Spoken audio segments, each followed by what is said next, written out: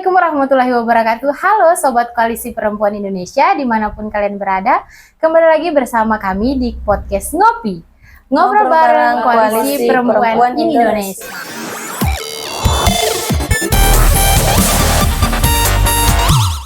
Nah, di podcast kali ini saya Santi yang akan memandu berjalannya podcast.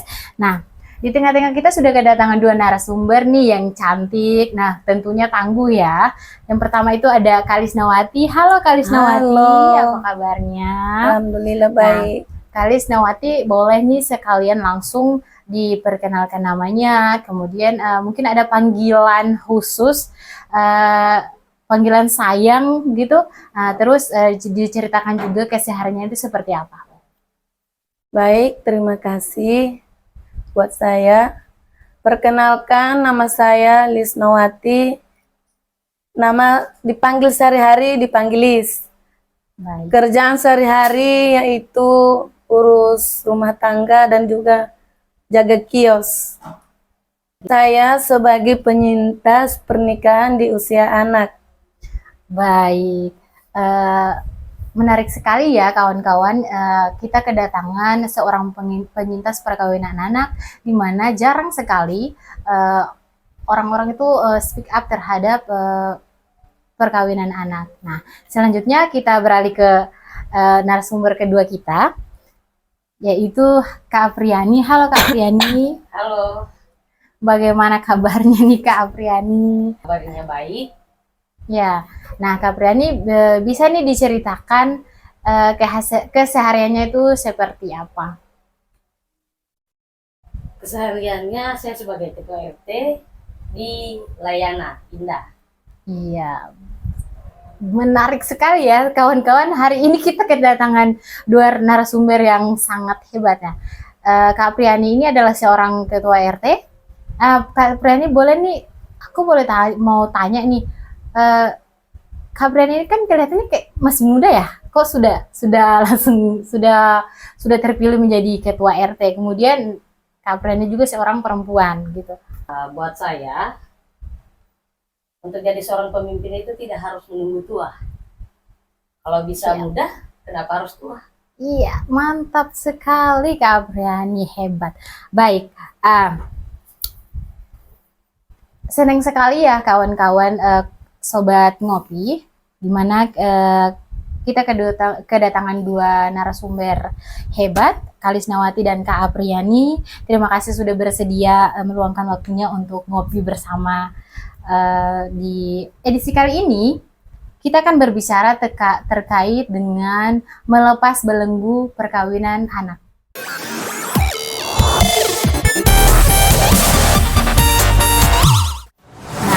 Merujuk dari data UNICEF, kasus perkawinan anak di Indonesia itu berada pada posisi ke-8 tertinggi. Nah, kemudian untuk di Sulawesi Tengah, dia berada di posisi kelima, se-Indonesia. Nah, kita melihat dari data Dinas Pengendalian Penduduk dan Keluarga Berencana Provinsi Sulawesi Tengah, mohon maaf. Nah, itu mencatat sebanyak 238 kasus perkawinan anak terjadi pada tahun 2022. Kota Palu itu menyumbang angka sebanyak 22 kasus perkawinan anak. Nah, melihat dari angka kasus perkawinan anak yang tadi saya sampaikan, Kalisnawati, sebagai seorang penyintas perkawinan anak nih, menurut Kalisnawati, apa yang menjadi faktor tingginya angka perkawinan anak ini? Baik, faktor utama yaitu budaya. Juga karena kurangnya perhatian orang tua ke anak karena sibuk bekerja. Ya, baik. Dan juga banyak anak yang putus sekolah karena sekolah jauh. Dan mungkin karena pergaulan juga. Baik. Dan juga kalau sudah pacaran, dibilang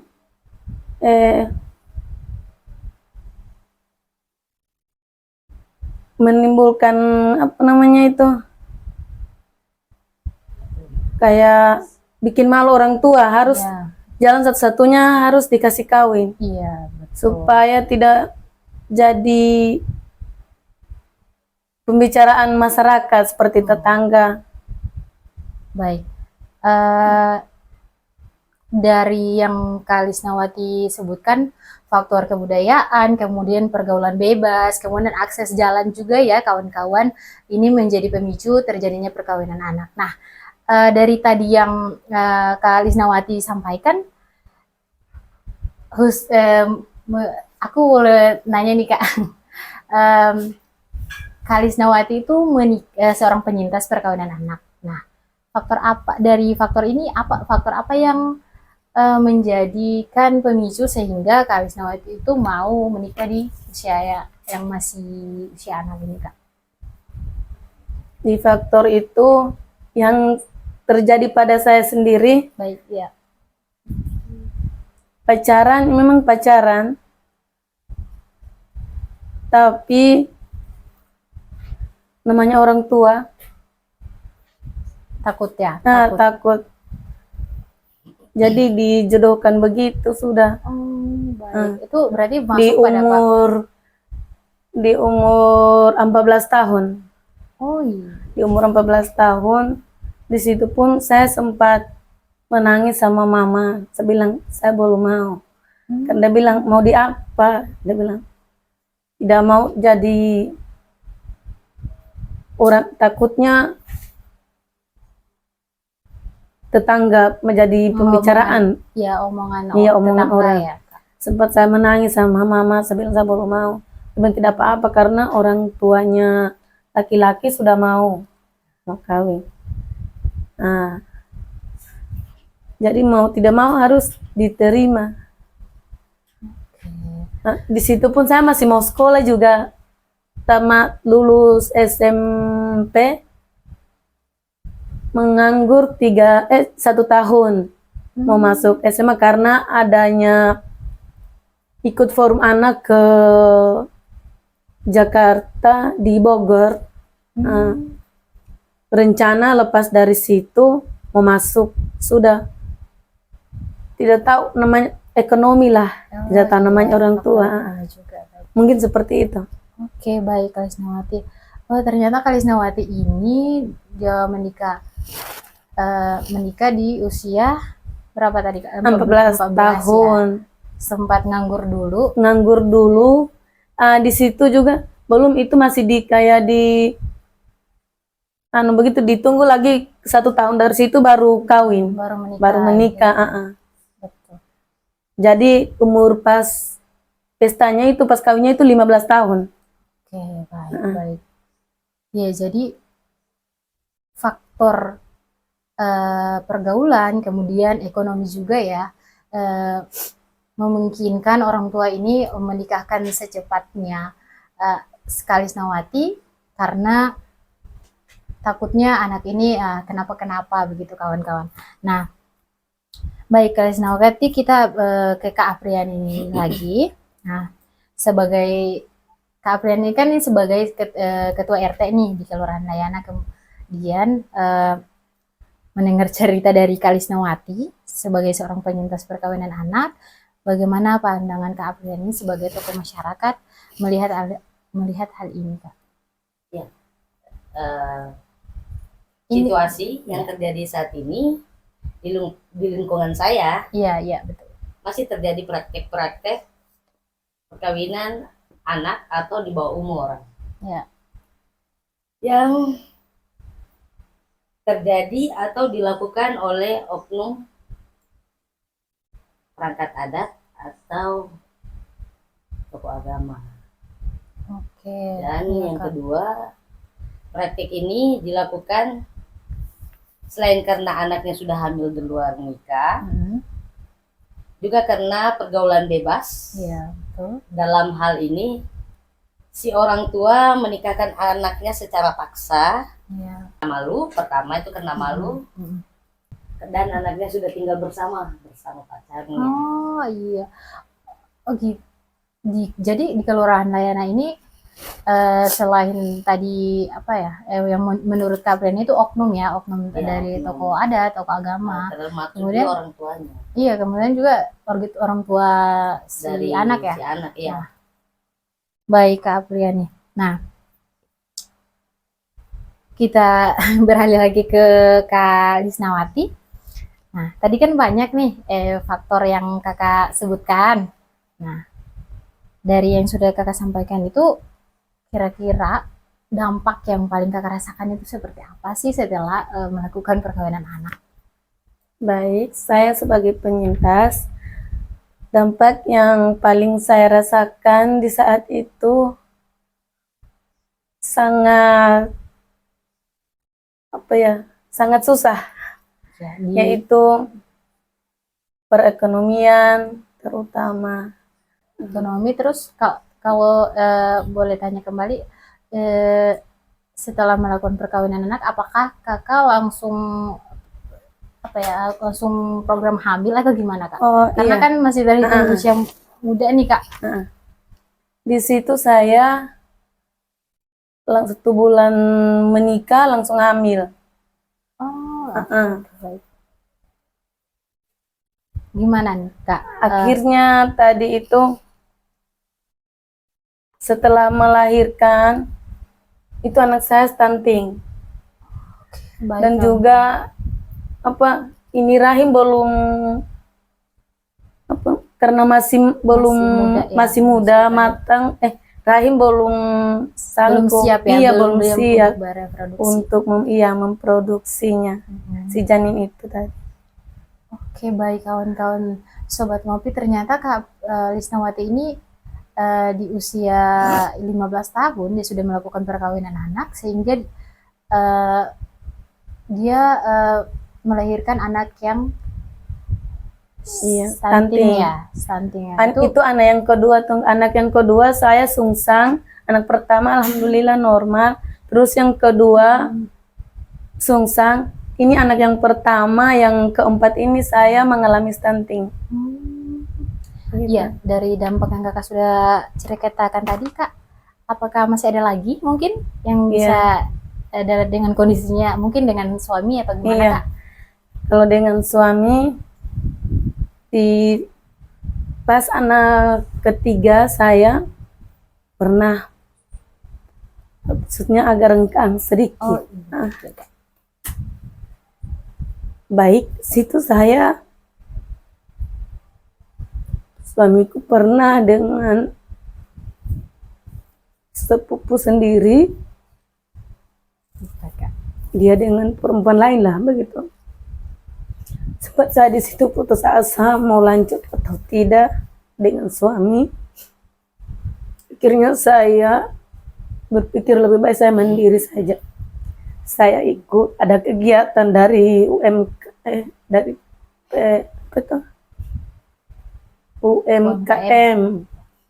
Saya sempat lebih baik karena sepikir saya itu kalau saya tahan di sini pikiran mungkin saya stres mentalnya ya. Kalau main tangan itu saya tidak pernah, cuman kalau saya bawa di rumah saya tidak akan mampu karena saya tidak punya orang tua lagi di situ. Lebih baik saya ikut kegiatan seperti itu untuk menenangkan hati, menghilangkan pikiran itu. Sampai saya ke Jakarta lagi, ikut di KBLK Bekasi selama 1 tahun lebih. Sampai di situ ditelepon, kenapa kamu ke sana? Orang tua Pak RT pun tanya, tante, nenek, ada masalah apa sebenarnya? Kamu ke sana, Lis. Coba ceritakan. Dia bilang, ceritakan. Jangan kalau tidak ada masalah, kamu tidak seperti ini. Tidak mungkin jauh-jauh pergi, dia bilang. Nanti mau 1,5 bulan lebih di situ. Saya bilang, saya kemari karena suamiku begini-begini. Dia dengan perempuan sepupu sendiri lagi. Oh, pantas. Dia bilang, pulang dulu dijelaskan baik-baik ini masalah, dibicarakan baik-baik. Saya pikir mau apa juga, lebih baik saya sendiri. Karena pikir kan ini ada anak, kasihan. Ya. Ada anak. Di situ lagi berpikir, oh iya, kerasa ada anak. Lebih baik pulang dulu. Sampai kakak-kakak bilang, iya Lis pulang. Karena ada anak ini, kasihan. Dia bilang, oh iya karena juga orang mertuaku terlalu baik. Di situ juga saya ingat. Terlalu, apa namanya? Iya terlalu baik lah mertua dengan saya. Jadi saya ingat, buat apa juga saya jauh-jauh. Lebih baik diperbaiki ini masalah. Ya, Kak. seperti itu. Baik. Wah, kawan-kawan, ini sangat kompleks ya menurut aku karena Kalisnawati ini sempat mengalami depresi ya kalau dibilang kan di perkawinan yang masih usia sangat berapa tahun tadi Kak? 14 tahun, 15 tahun. Ya. Itu masalah tadi itu muncul di usia perkawinan berapa tahun? Masalah itu di tahun menikah 2011, munculnya itu di 2019. Itu munculnya masalah itu. Oke. Di 3 tahun perkawinan ya Kak? Iya, 3 tahun perkawinan. Sekitar gitu. Baik, terima kasih Kak Lisnawati atas jawabannya tadi. Kita ke Kak Apriani lagi. Sebagai tokoh masyarakat nih Kak Apriani, bagaimana peran Kak Apriani ketika mendapatkan kasus perkawinan anak-anak di Kelurahan Kak Apriani sendiri? Oke, baik Kak Santi. Saya sebagai tokoh masyarakat itu sudah berkoordinasi dengan pihak kelurahan untuk tidak memberikan surat izin untuk perkawinan. Ya, seperti apa itu Kak? Surat apa? Surat izin menikah N1, N2, N3 dan sampai N4. Surat pengantar ya? Iya, surat pengantar. Karena dampak pernikahan usia anak ini sangat negatif seperti yang dialami Kak Lis ini. Terjadinya kekerasan dalam rumah tangga dan anaknya mengalami stunting. Sebab rahim yang belum produktif akhirnya dipaksa untuk menikah. Baik, apakah ada aturan khusus yang diterapkan oleh pemerintah kelurahan di kelurahannya Kak Apriani dalam upaya pencegahan perkawinan anak ini? Di kelurahan itu ada aturan yang sudah disosialisasikan oleh kelurahan, namun aturan itu tidak diikat oleh Perdes dan Perwali.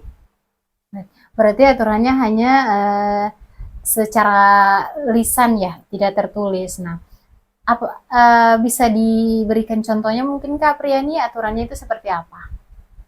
Aturannya itu seperti maghrib mengaji dan jam malam.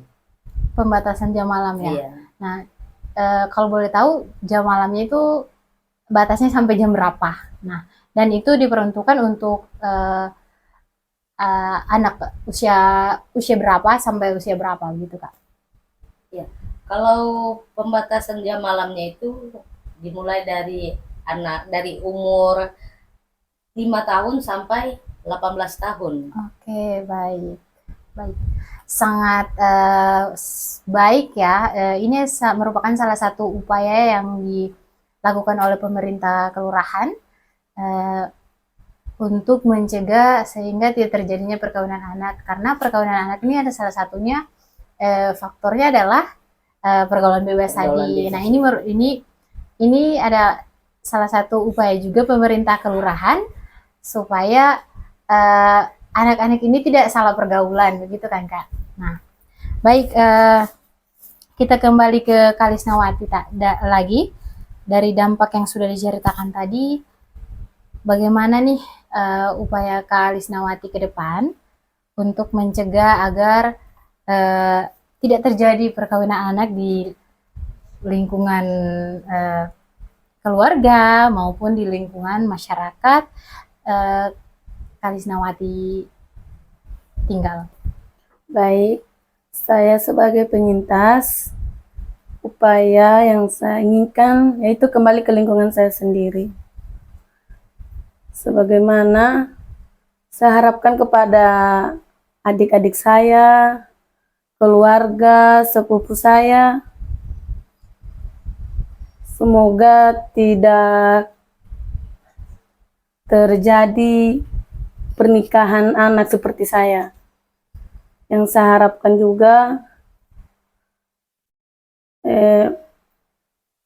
pergaulan dikurangi untuk anak-anak yang di bawah 18 tahun. Karena bukan apa seperti saya kan kawin di, contohnya itu seperti saya kawin di usia 15 tahun. Jadi saran saya kepada adik-adik ataupun yang masih di bawah umur yang ada di lingkungan saya, jangan, yang diutamakan itu jangan sampai bergaul seperti larut malam begitu, itu juga. Pulang larut malam. Iya, pulang larut malam. Nah, yang tadi kan itu harapan yang kakak Karismawati ya. Harapan Nah, saya. sejauh ini upaya yang kakak lakukan apa? Mungkin berupa kegiatan atau apa saja kak?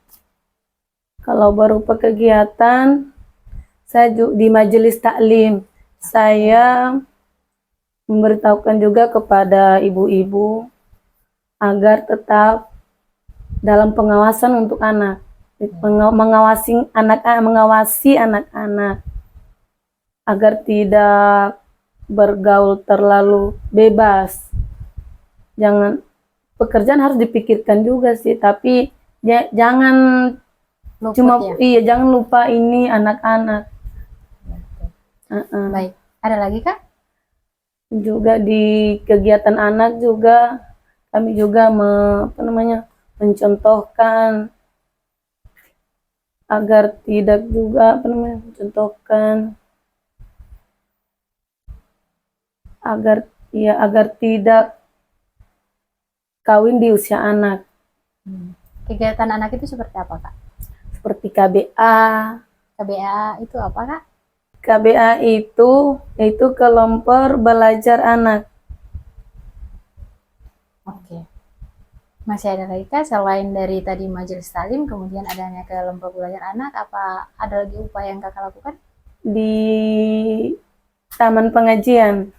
Di situ juga dengan ibu guru mengaji juga mengarahkan kepada anak-anak agar tidak bergaul, Pergaulan bebas. pergaulan bebas, agar untuk mencegahnya pernikahan anak. Baik, menyikapi dari dampak yang terjadi, seperti yang kita ketahui, bahwa ada beberapa kebijakan perkawinan anak baik di tingkat nasional maupun daerah. Nah, seperti Undang-Undang Nomor 16 Tahun 2019 tentang perkawinan, kemudian ada Undang-Undang Nomor 12 Tahun 2022 tentang tindak pidana kekerasan seksual. Nah, lalu di Sulawesi Tengah adanya Perda Provinsi Sulawesi Tengah Nomor 9 Tahun 2022 tentang penyelenggaraan perlindungan anak. Nah, di mana pada kebijakan ini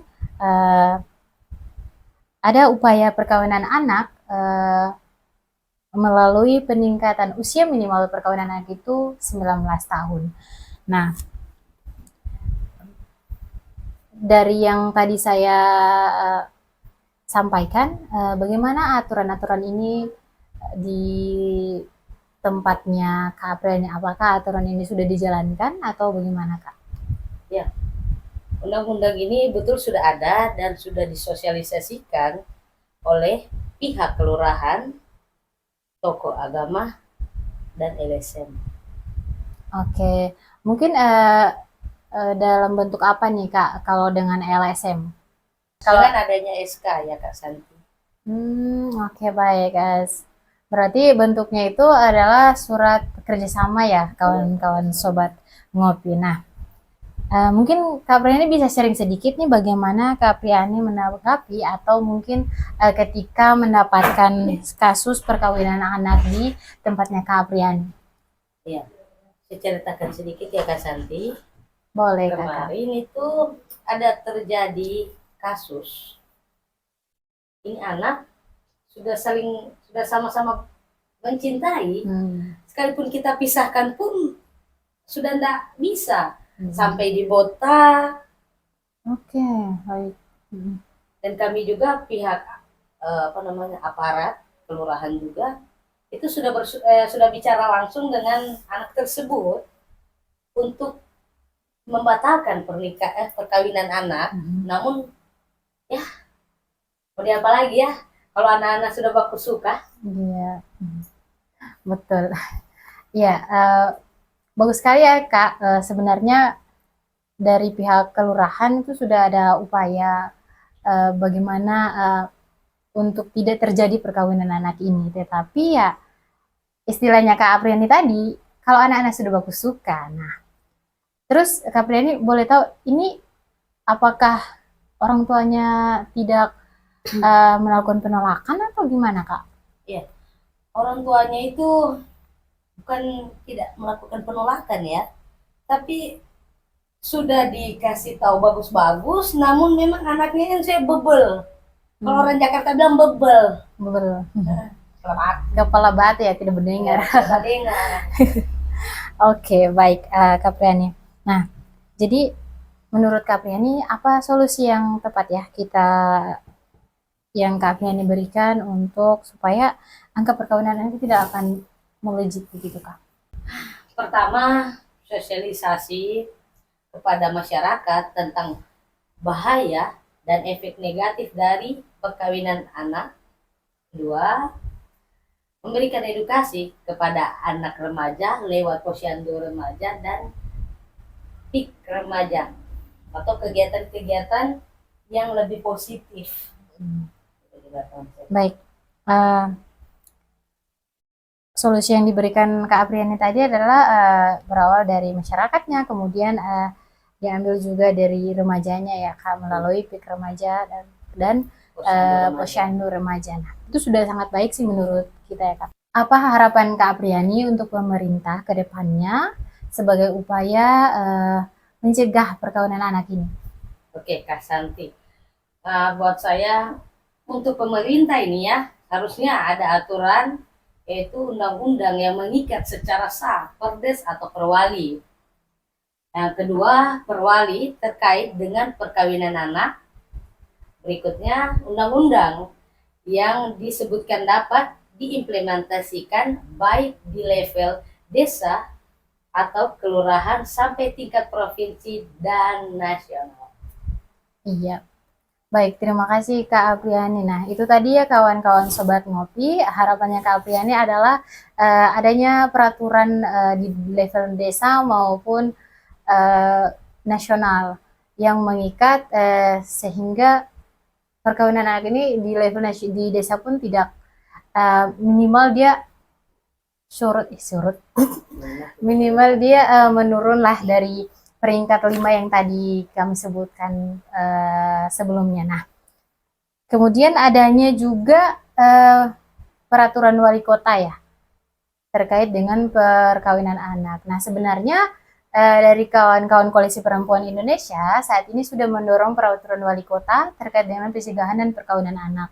Nah, sampai detik ini pun sudah harmonisasi, kemudian sudah diberi nomor.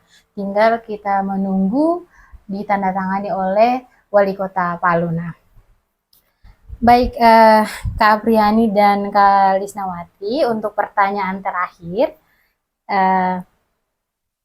menutup sesi podcast kita kali ini, boleh Kak Apriani dan Kak Lisnawati memberikan rekomendasi film atau buku yang bisa kita baca berkaitan dengan podcast kita kali ini, bagaimana kita melakukan pencegahan dan penanganan perkawinan anak. Kak Lisnawati dulu, nanti selanjutnya akan disambung oleh Kak Apriani.